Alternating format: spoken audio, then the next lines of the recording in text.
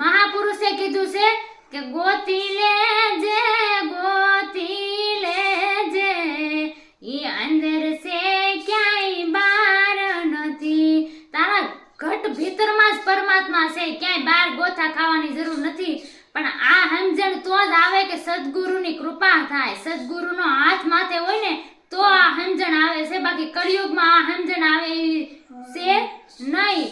અને બધાય મહાપુરુષે આના ભજનમાં કીધું, હું કીધું કે તારા રે ગટમાં પીયું બિરાજે, જો અંતર પટ ખોલી હૃદયમાં વસ્તુ છે અણમોલી, હૃદયમાં વસ્તુ છે અણમોલી. એટલે અંદર પરમાત્માને ઓળખવાનો છે, બહાર ગોથા ખાવાની જરૂર નથી. જે છે ને એ આપણા અંદર છે, એટલે એ ધ્યાન કરીને જોવો ને તો આની ઓળખાણ થાય એમ છે, બાકી ભેગું થાય એમ નથી.